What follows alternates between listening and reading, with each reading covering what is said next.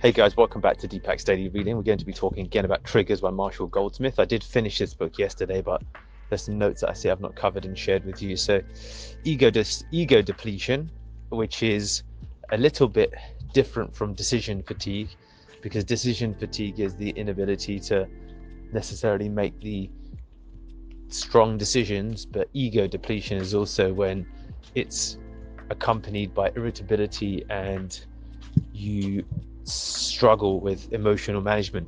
So this is why we are not great at making decisions later in the day, and that's where ultimately having strong routines and pathways help keeps depletion at bay, because a lot of the things that we do form part of automaticity.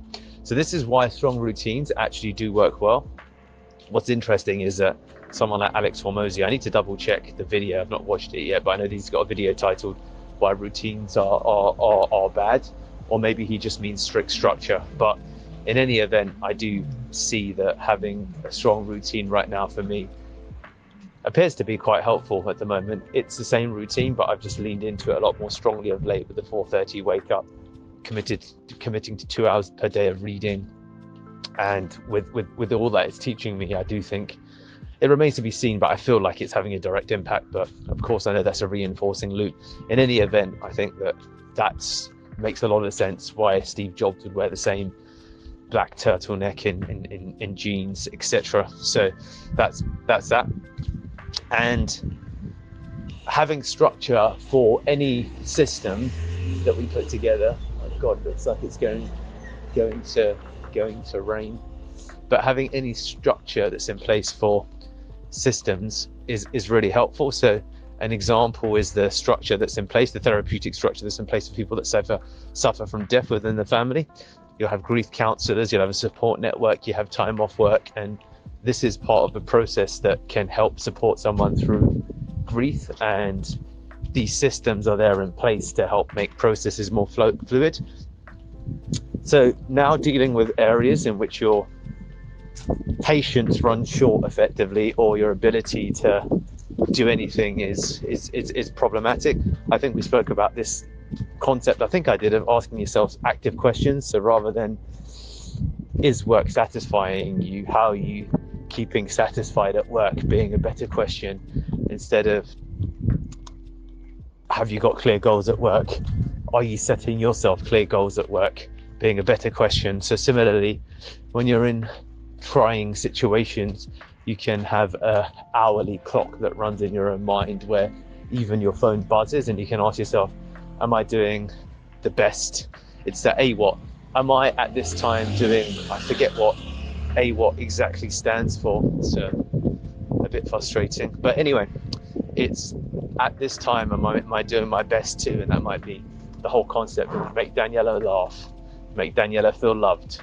So asking yourselves those questions. I need to put those questions together still. I think I mentioned I do it yesterday, but I'm raising it up again to my level of consciousness. So yeah, it's good. So you can ask yourselves the daily questions hourly, the ones which begin, what did I do my best to at this current time? Oh, that AWOT is slightly different. At this current time, am I engaging in? So that's where you want to not invest in things that will just drain you of energy. So then engage. So when it comes to these trying situations, we'll have them.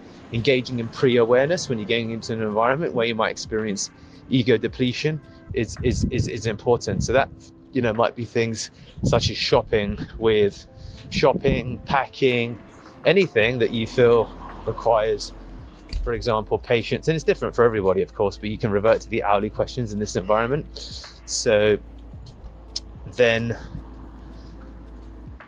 the other thing also, and this is quite helpful, I quite like this, for most of our decisions, it's better to sacrifice perfection in place of good enough, because that saves decision fatigue and ego depletion and is ultimately what's practical. So don't look for perfect, look for good enough, and good enough as well might by others perceived to be very good. So thinking of it in those terms is quite useful.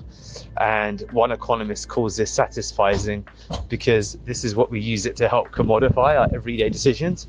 So don't fret about, and there's hundreds of small decisions which you can make automatic. It's the same reason why for many of us we'll end up wearing 20% of our wardrobe 80% of the time, because it just requires effort to think about it differently each time. Or there's always that initial upfront investment. So this is the other thing to consider: marginal motivation. And let me just read this out to process it myself.